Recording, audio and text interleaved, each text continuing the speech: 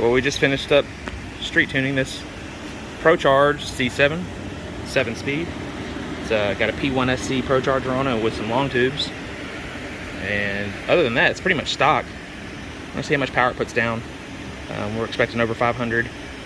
It should easily make that, but we have been having a little bit of a low boost issue.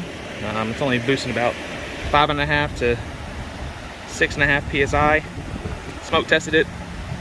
Supercharger's leaking a little bit out the cover, and it came in on kind of a wacky tune. It had a NA map sensor in it, so it was running really lean and a lot of timing, and we're hoping that it didn't hurt the engine at all, but we will find out what kind of power it puts down here in just a moment. Cross our fingers.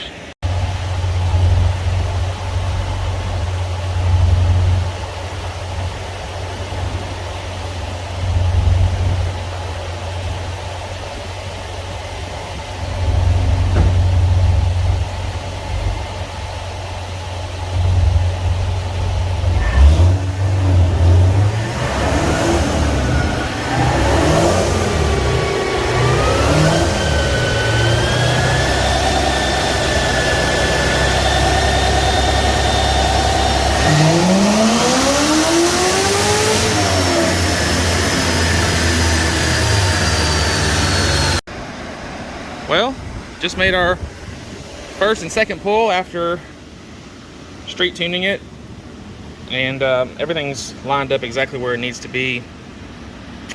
First pull I let out of it pretty early, just to kind of get a feel for the dyno and how the car was going to react, and then you can see the little changes right there where it learned and it picked up a little bit more power. It didn't sense any knock, so it added a little bit of timing. We gained a little bit more, and I revved it all the way out to red line, which is really, it's about 6,500 RPMs with a soft cut getting right before it. So really, it could probably make a little bit more power if I revved it out a little bit more, but for now, the target for this kit is about 520 to 540 horsepower, and we're at 545 and then 514 foot-pounds. So yeah, it's right on par with a procharged, pretty much a stock procharged Vette. It's running about 6 pounds of boost, and with headers you can expect to lose about a pound of boost or so. So this is right on par with where we're supposed to be at. Car definitely rips, makes for a fun time. Yeah, I mean, it's a seemingly stock C7 making pretty much 550 horsepower. Probably can expect 125, 126 mile an hour trap speeds. Honestly, about as fast as a Hellcat due to the weight difference. So I think the customer will be happy with it. We'll be handing it back over to him this afternoon. Anyways, this is really good. All tuned on HP tuners. Like I said before, it had a NA map sensor in it. We had to take the cover off and put an LS9 map sensor in there because before it was maxing out at 118 kPa. Now it's maxing out at about 140, 144, which is a little under 7 pounds of boost, which is what this kit is rated for. So like I said, with the headers, you can expect a bit of a loss. I don't know if we can see the headers on here, but you can expect, no, probably not.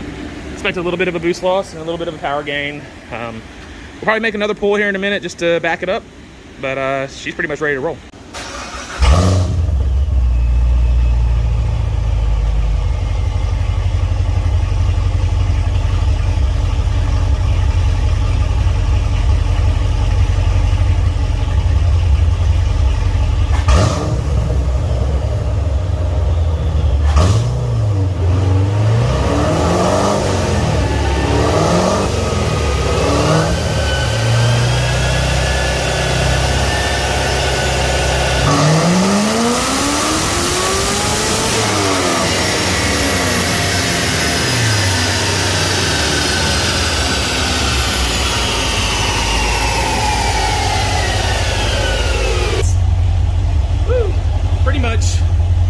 Capped out. I would say that everything is lining up right where it needs to be.